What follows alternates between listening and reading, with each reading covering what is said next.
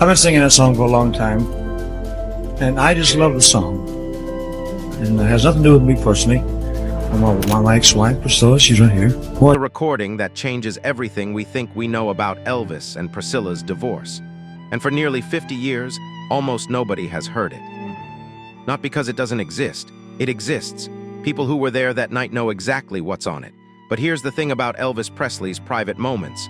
The ones that actually mattered, the ones where he dropped the performance and told the truth, those got buried. Sometimes deliberately. Sometimes because the people who controlled Elvis's image decided the world wasn't ready to hear what he really thought. This isn't about conspiracy theories or speculation. This is about actual footage and audio recordings from 1973 and 1974, captured during Elvis's final years, where he talked about Priscilla in ways that directly contradict every interview she's ever given. Every biography that painted her as the sympathetic wife of a troubled genius. Every documentary that positioned her as the woman who escaped Elvis's shadow to find herself. Elvis had a side to this story, a specific, detailed, devastating side, and he told it, just not to the cameras that mattered, not to the reporters who could have broadcast it to millions. He told it in hotel rooms at 4 in the morning, in the den at Graceland when he couldn't sleep, in conversations with the people he trusted most when he was too exhausted to keep pretending everything was fine. And sometimes, those moments got recorded. See, the guys around Elvis, the Memphis Mafia, his band members, his closest friends, they had this habit of documenting everything. Not for tabloids or tell-all books, just because being around Elvis felt historically significant. So tape recorders ran in the background. Cameras captured casual moments, and occasionally Elvis would forget they were there and just talk. That's how we have footage of Elvis in 1973, months after the divorce was finalized, explaining exactly what happened in his marriage. That's how we have audio of him describing Priscilla's affair timeline in detail, a timeline that doesn't match what she's publicly claimed. That's how we have his voice, unfiltered and raw, saying things about her calculated exit strategy that would have destroyed her carefully constructed image if they'd gone public. But they didn't go public, because by 1973, Elvis couldn't speak freely about Priscilla even if he wanted to. Think about what you know about Elvis and Priscilla's divorce, the story everyone tells. She was the devoted wife, lonely and neglected while Elvis chose Vegas over family. She finally found the courage to leave to discover who she was outside of being Mrs. Elvis Presley. She met someone new after the marriage emotionally ended. She spent 50 years as the guardian of Elvis's legacy, the woman who knew him best, the keeper of his truth. That's the story, that's what became history. Now consider this. What if Elvis told people a completely different version? What if he said Priscilla had been planning her exit for over a year before she asked for a divorce? What if he claimed she'd been involved with another man while still living at Graceland, still playing the role of his wife in public? What if he believed the entire relationship had been strategic from the beginning? That she'd wanted the name, the access, the security of being a Presley, but not the actual man? Would that change how you see their story? Because that's exactly what Elvis said, not in one bitter moment, not in a drug-fueled rant that could be dismissed as paranoia. He said it consistently, repeatedly, to multiple people over several years, and the recordings prove it. But here's why you've never heard them. Why they stayed locked away in private collections and estate archives, while Priscilla did interview after interview, book after book, building the narrative that became accepted fact. Elvis died in 1977, 4 years after the divorce, and when he died, Priscilla became the executor of his estate. She became the official voice of Elvis Presley, the person who controlled what the public saw, what stories got told, what version of their marriage became history.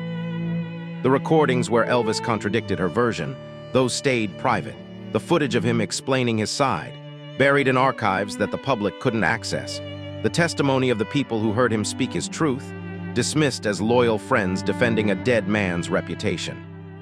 Priscilla's story became the story, and Elvis's truth became a footnote that nobody bothered to investigate. Until now, because some of those recordings have surfaced. Some of the people who were there are finally talking, and what they reveal is a version of Elvis and Priscilla's relationship that's far more complicated, far more calculated, and far more devastating than anything you've been told. This isn't about tearing down Priscilla Presley for sport. This isn't about defending every choice Elvis made or pretending he was a perfect husband. He wasn't. He'd be the first to admit that. He was absent, difficult, consumed by a career that demanded everything from him. But what Elvis couldn't accept, what aided him during those final years, was watching Priscilla rewrite their entire relationship in real time. Watching her paint herself as a victim when he believed she'd been the one in control from the beginning. Watching her build an empire on his name while casting him as the villain who'd driven her away. And the most tragic part?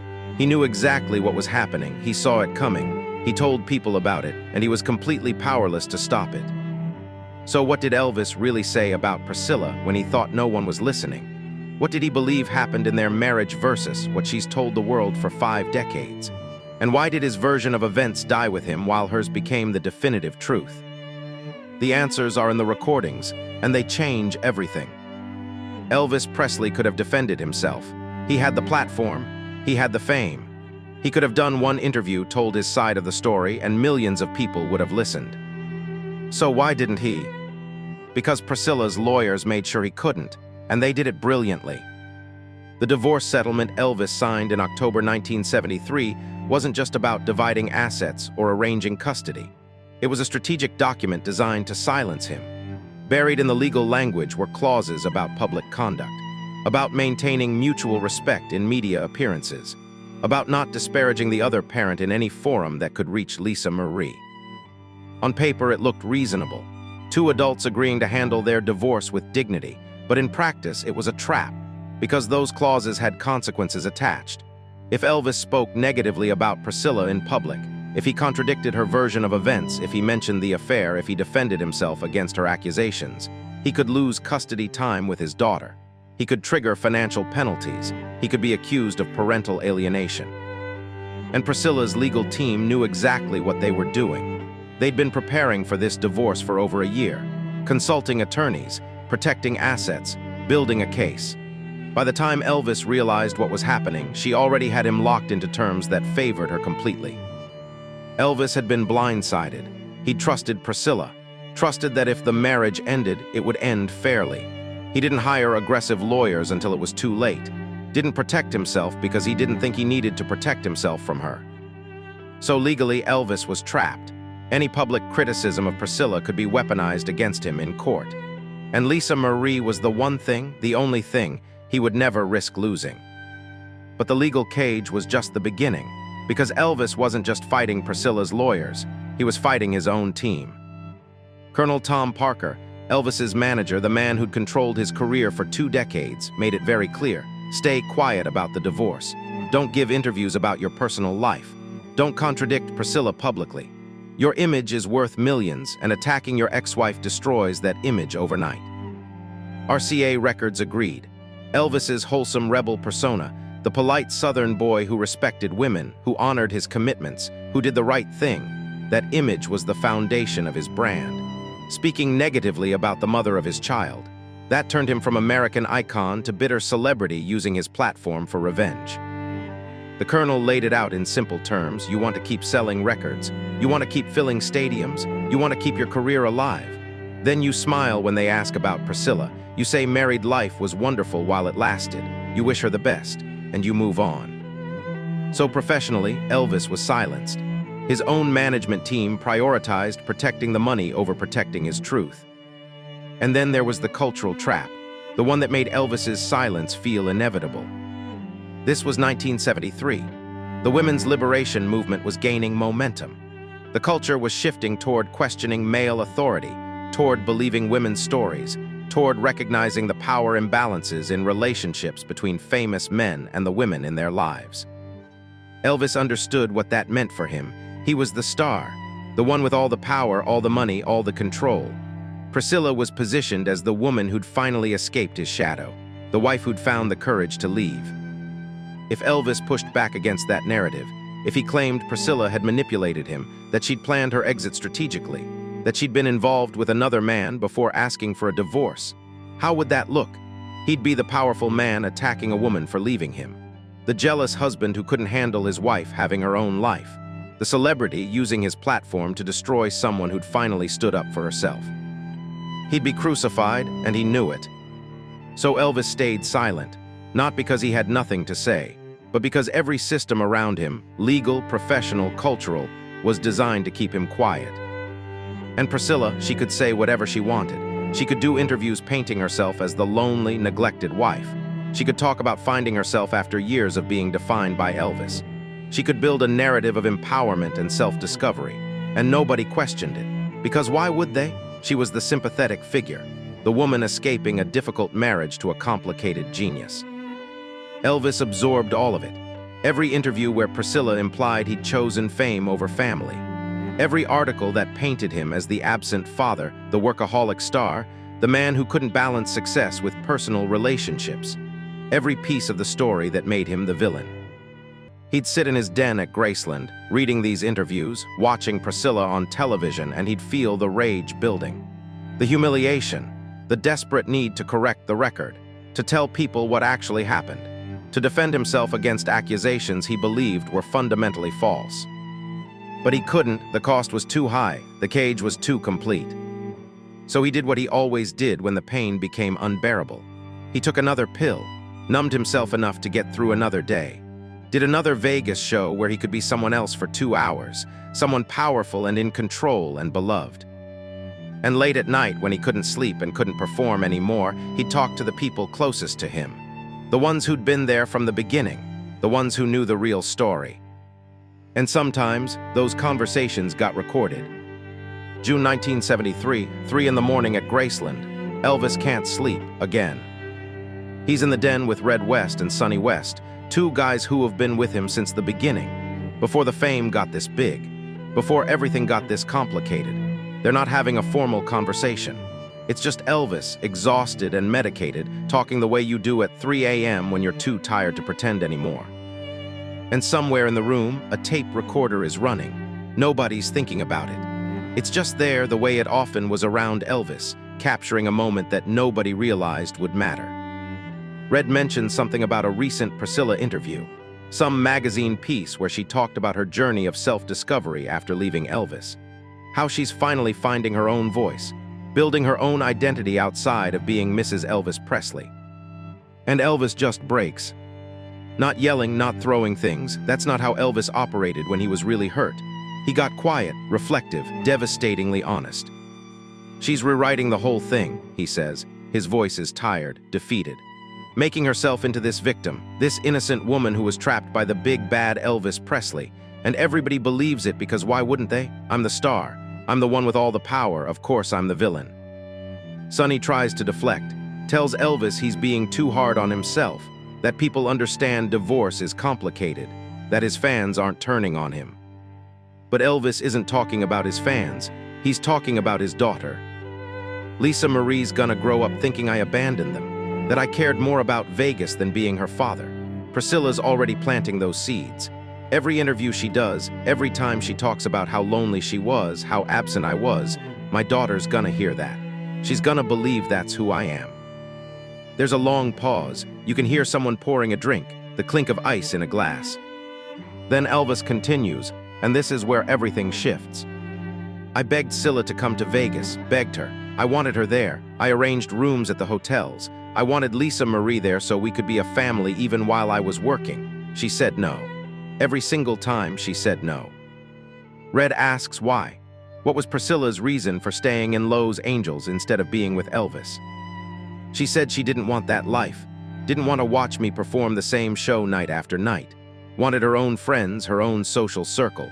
And I thought, okay, maybe I'm being selfish. Maybe I'm asking too much expecting her to give up her life to follow me around. Elvis laughs, it's bitter hollow.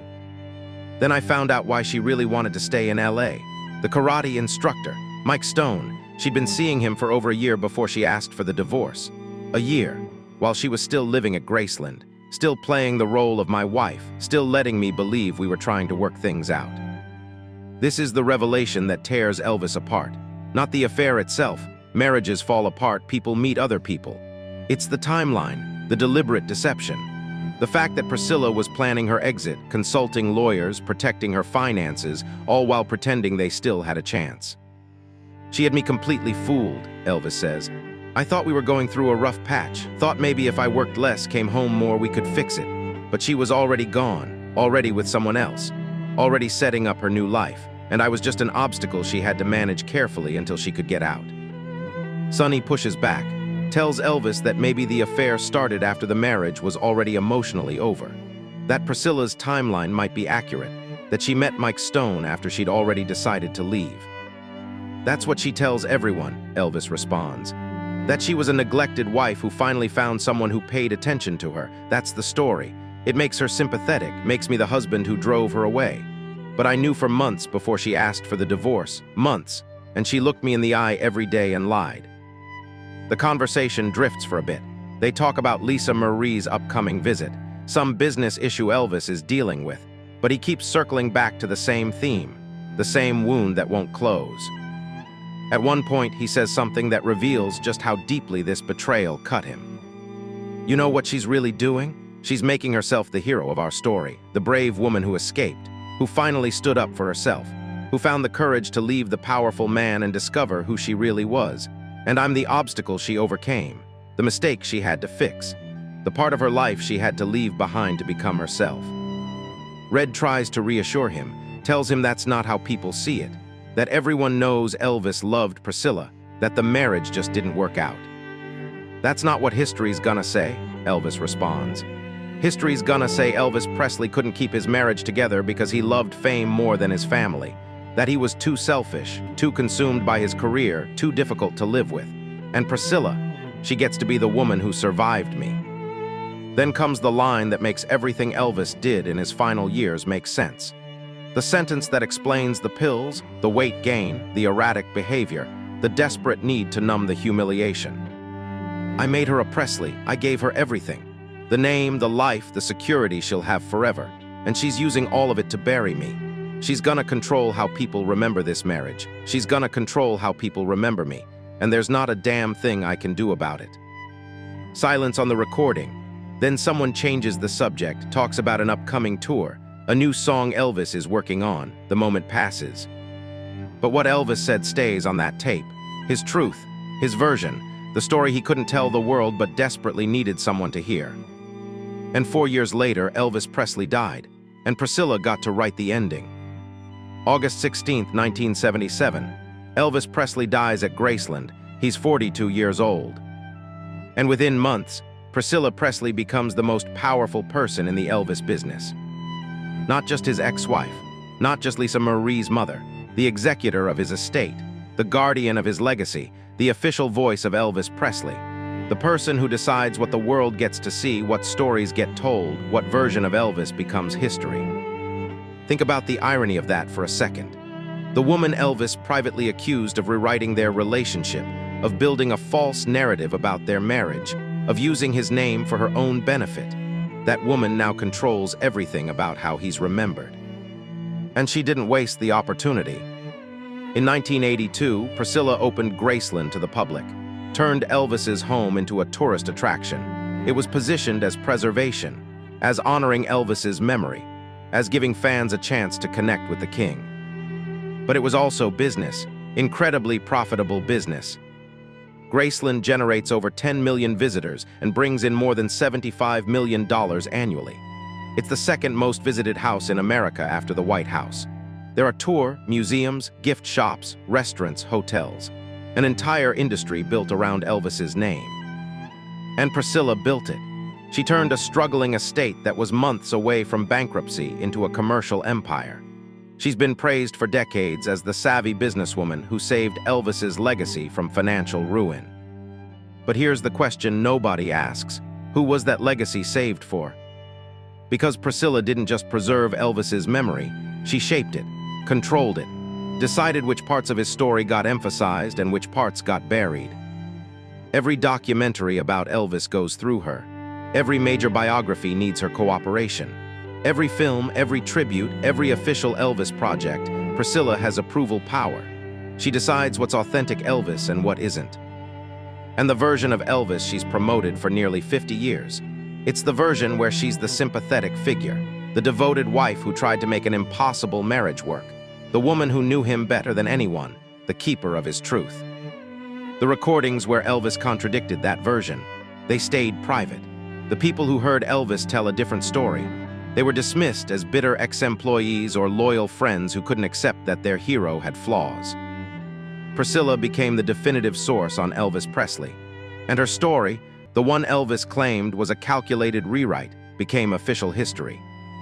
She wrote books about their relationship, did countless interviews, consulted on biopics, built an entire media presence around being the woman who truly understood Elvis, and she made millions doing it. Not just from Graceland, from licensing deals, from her name recognition as Elvis's ex-wife, from being Priscilla Presley, a brand that only exists because she married Elvis and kept his name after the divorce.